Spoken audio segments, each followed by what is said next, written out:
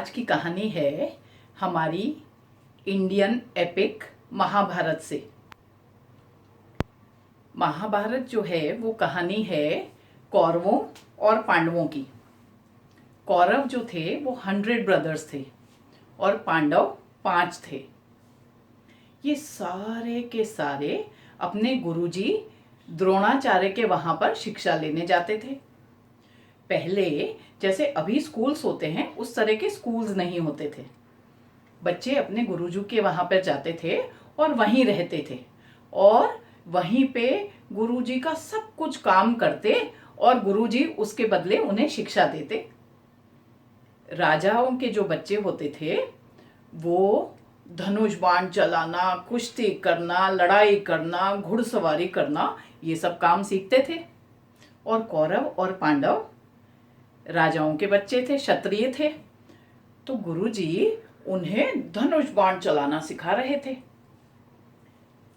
द्रोणाचार्य ने, जिन्हें गुरु द्रोण भी कहते थे, एक ऊंचे पेड़ पर एक मछली, लकड़ी की मछली लगा दी थी और सभी राजकुमारों को उस मछली पर एम करना था।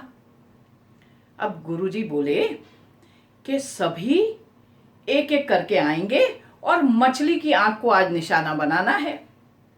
उन्होंने पांडवों के सबसे बड़े भाई युधिष्ठिर को सबसे पहले बुलाया।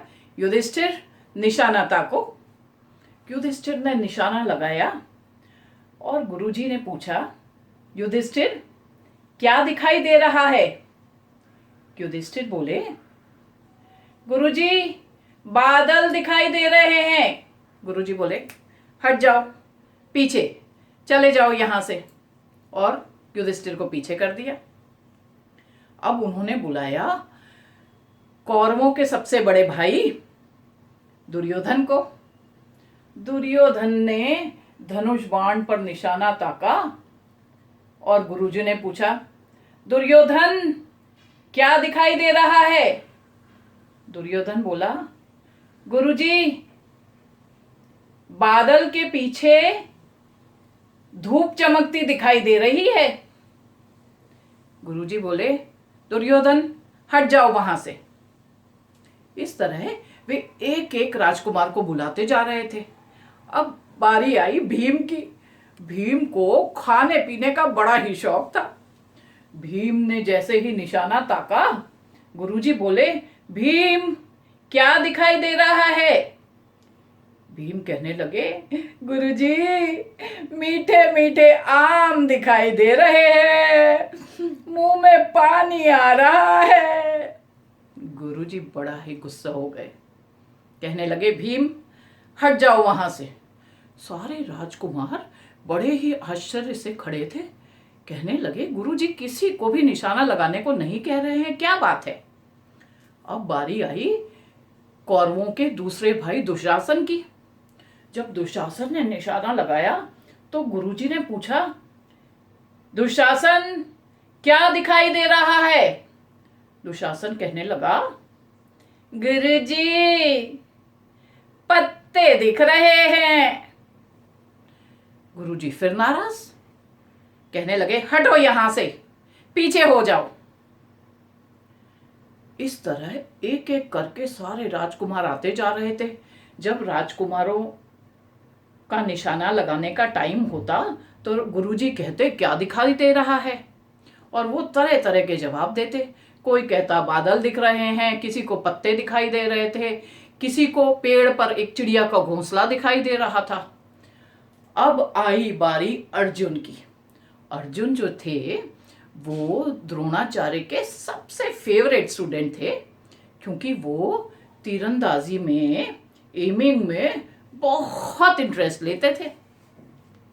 गुरुजी ने बुलाया, अर्जुन अब तुम आओ। अब ये आखिरी बचे थे। जब अर्जुन ने निशाना लगाया तो गुरुजी ने पूछा, अर्जुन क्या दिखाई दे रहा है? अर्जुन बोले, गुरुजी मुझे केवल मछली की आंख दिखाई दे रही है और कुछ भी नहीं दिख रहा। और गुरुजी बोले, दागो। और अर्जुन ने लगाया निशाना और मछली की आंख में जाकर सीधा तीर लगा और मछली नीचे आ गई।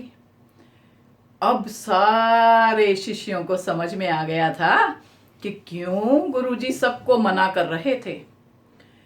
अर्जुन अकेले थे जिन्होंने पूरे कंसंट्रेशन के साथ में जिस चीज पर निशाना लगाया था, जिस चीज पर निशाना लगाना था, केवल उसी को देखा था। बाकी सारों का ध्यान आसपास की सारी चीजों पर था, पर मछली की आंख पर नहीं था। इसीलिए बच्चों, जब जो भी काम करें आप हमेशा उसे पूरे कंसंट्रेशन के साथ करें। अगर आप खेलने जाते हैं तो ध्यान लगाकर बिल्कुल मन से खेलें।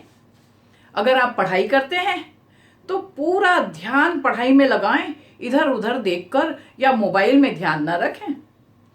इसी तरह अगर आप कोई भी छोटा या बड़ा काम कर रहे हैं तो पूरा 100% कंसंट्रेशन उसी काम में रखें। कैसी लगी आपको ये कहानी?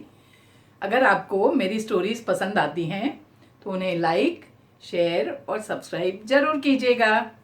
Bye bye.